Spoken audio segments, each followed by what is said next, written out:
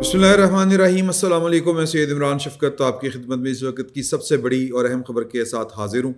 اور خبر ہے کہ سپریم کورٹ آف پاکستان کے آئینی بینچ نے پاکستان تحریک انصاف کے بارے میں یہ کہہ دیا ہے کہ کہانی گئی مک تکلا گیا ٹھوک۔ ہوا یہ ہے کہ وہ جو حکومت کی یا جو پاکستان مسلم لیگ نون کی اور دیگر جماعتوں کی اپیلیں تھیں، نظر ثانی کی اپیلیں، اور ان اپیلوں کو انہوں نے 7-6 کی اکثریت کے ساتھ تناسب سے الاؤ کر دیا ہے، یعنی پشاور ہائی کورٹ کا وہ فیصلہ نافذ العمل ہوگا جو فیصلہ بنیادی طور کے اوپر سنی اتحاد کونسل کی درخواست کے یا ان کی ریٹ پٹیشن کے اوپر جو الیکشن کمیشن کی ریٹ پٹیشن کا فیصلہ تھا اس کو چیلنج کیا تھا پشاور ہائی کورٹ میں سنی اتحاد کونسل نے، اور پشاور ہائی کورٹ نے الیکشن کمیشن کے اقدامات کو درست اور جائز قرار دے دیا تھا، آئینی قرار دے دیا تھا، لیکن جو سنی اتحاد کونسل ہے وہ سپریم کورٹ میں آئی اس فیصلے کے خلاف اپیل میں، اور اپیل میں یہاں پر پھر پاکستان کی ایک عدالتی تاریخ کا ایک نیا باب کھلتا ہے، اور وہ نیا باب یہ ہے کہ جسٹس منصور علی شاہ صاحب سمیت جو 13 رکنی بینچ تھا، اس میں جسٹس منصور علی شاہ صاحب نے اس کو لیڈ اس طرح سے کیا کہ قاضی فائز صاحب تو ویسے لیڈ کر رہے تھے، بینچ کے سربراہ تھے، لیکن جو اختلافی یا کہیں کہ جو اکثریت تھی جنہوں نے یہ فیصلہ کیا تھا، الیکشن کمیشن کا فیصلہ کالعدم قرار دیا تھا، پشاور ہائی کورٹ کا فیصلہ کالعدم قرار دیا تھا، اس کو وہ لیڈ کر رہے تھے، اور وہ سارے جج ان میں کون تھے؟ جسٹس عائشہ ملک صاحبہ تھیں، جسٹس میں ان کے جو نام ہیں وہ آپ کے ساتھ خیر محمد علی مظہر، حسن اظہر رفضی صاحب اور دیگر جو جج صاحبان تھے، انہوں نے وہ فیصلہ جو تھا وہ اس طرح سے دیا تھا کہ وہ ایک طرح سے آئین نیا لکھ دیا گیا تھا۔ کیوں آئین نیا لکھ دیا گیا تھا؟ کہ یہ سپریم کورٹ آئین کے جو آرٹیکل ہے وہ ایپلیٹ فورم کی حیثیت پر وہ ایک اپیل کی سماعت کر رہی تھی، لیکن انہوں نے جو اوریجنل جورسڈکشن ہے، یعنی کہ مکمل انصاف کی فراہمی والا وہ جو 184 ہے آئین کا آرٹیکل، اس کو کنورٹ کر دیا اس میں، اور جو یعنی اس اپیل کو ایک طرح سے کہیں کہ سو موٹو میں تبدیل کر دیا ہے، یہ میرا خیال ہے زیادہ مناسب لفظ ہے کہ سو موٹو نوٹس میں تبدیل کر دیا، اور پاکستان تحریک انصاف جو درخواست دہندہ نہیں تھی، کیونکہ درخواست دہندہ تھی پاکستان یا سنی اتحاد کونسل، سنی اتحاد کونسل کے ٹکٹ کے اوپر یہ لوگوں نے الیکشن نہیں لڑا ہوا تھا، اب یعنی یہ سارے کے سارے آزاد حیثیت میں الیکشن انہوں نے لڑا ہوا تھا، جو اپنے آپ کو پاکستان تحریک انصاف کا سمجھ بھی رہے تھے، کہہ بھی رہے تھے، لیکن انہوں نے کہا نہیں تھا۔ یہ جسٹس منصور علی شاہ صاحب کا وجدان تھا کہ انہوں نے کہا کہ نہیں، چونکہ انہوں نے کسی کاغذ میں یہ پارٹی جو تھی یہ الیکشن اس نے لڑا نہیں تھا، اور اس کے باوجود لوگوں کو تو پتہ ہے کہ وہ کس نے لڑا کس نے نہیں لڑا، یعنی وہ پاکستان تحریک انصاف کے لوگ تھے، اور یہ سوال بڑا واجب تھا، بڑا جس کو ویلڈ سوال تھا، اور جو اقلیتی فیصلہ تھا وہ یہ تھا کہ یہ کس طرح کنسیڈر کیا جا سکتا ہے کہ جو جیتنے والے ہیں وہ پاکستان تحریک انصاف کے ہیں، کیونکہ ایک پارٹی کی طرف سے 10 لوگ جو ہیں وہ کورنگ کینڈیڈیٹ بھی ہوتے ہیں، اور انہوں نے کاغذات نامزدگی واپس بھی نہیں لیے ہوتے، اور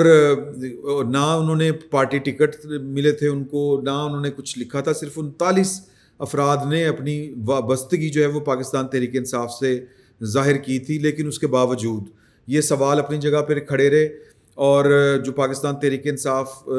عدالت میں آئی بھی نہیں تھی، سنی اتحاد کونسل جس کا ٹکٹ کے اوپر انہوں نے الیکشن بھی نہیں لڑا تھا، کیونکہ اصول قانون اور ضابطے کے مطابق ہوتا یہ ہے کہ جو مخصوص نشستیں ہیں ان کو انتخابات کے بعد ایک ٹائم ہوتا ہے کہ جو پارٹیاں پارلیمنٹ کے اندر موجود ہوتی ہیں ان کو کہا جاتا ہے کہ آپ اپنی اپنی فہرست دے دیں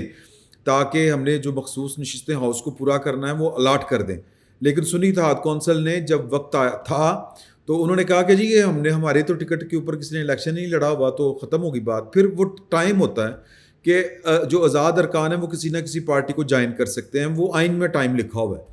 تو یہاں پر انہوں نے کسی اور پارٹی کو جوائن بھی نہیں کیا تھا،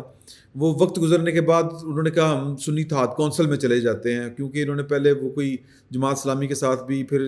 پاکستان تحریک انصاف حقیقی کے ساتھ ملنے کی کوشش کی تھی. تو کہنے کا مطلب یہ ہے کہ زور زبردستی آئین اور قانون کو سائڈ کے اوپر رکھ کے, لکھے ہوئے آئین اور قانون کو سائڈ پہ رکھ کے, منصور علی شاہ صاحب نے اور ان کے دیگر جو برادر جج ہیں انہوں نے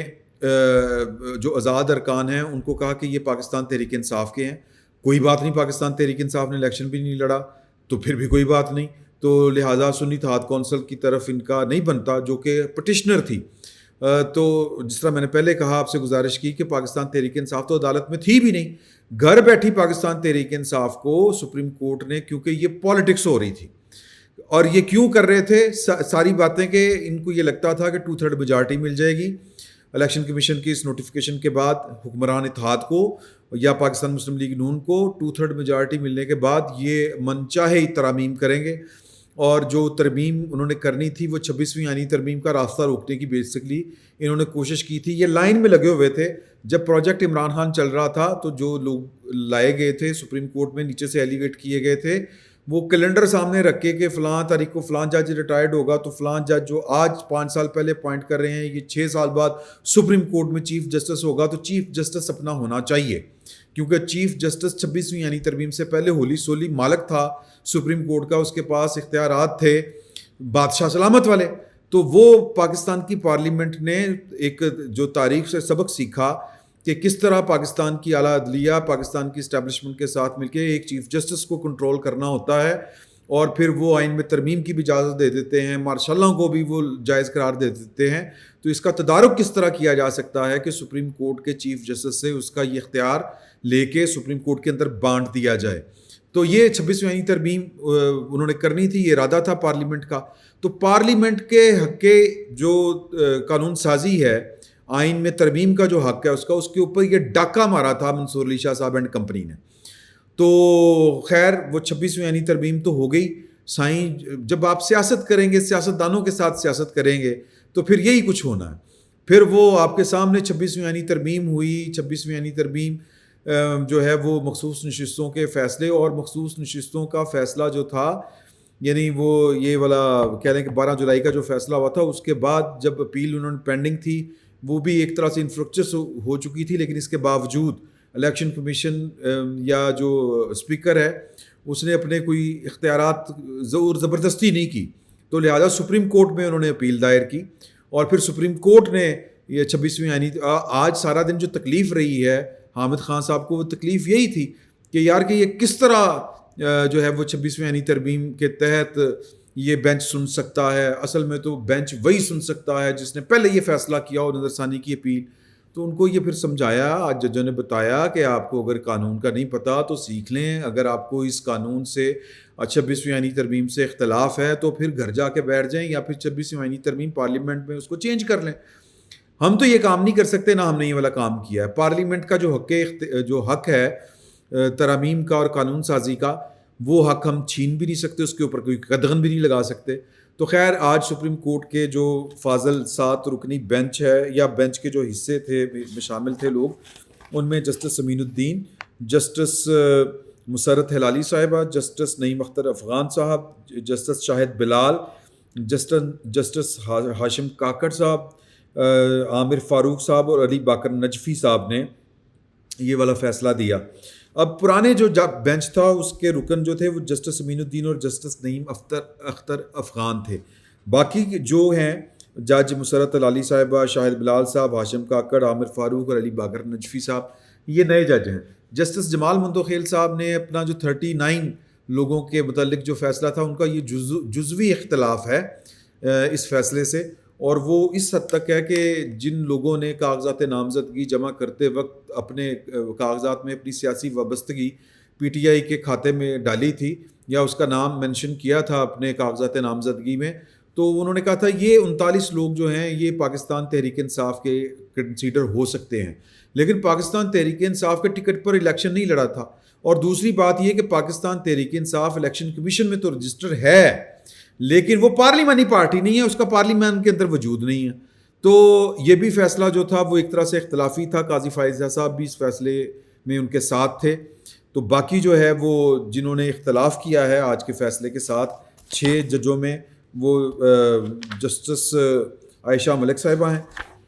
جسٹس عقیل عباسی صاحب ہیں، جسٹس محمد علی مظہر صاحب ہیں، جسٹس حسن اظہر رضوی صاحب ہیں، اور جسٹس صلاح الدین پور بھی اسی کھاتے میں جا رہے ہیں، اور جسٹس جمال مندوخیل صاحب جو ہیں وہ جزوی اختلاف کے ساتھ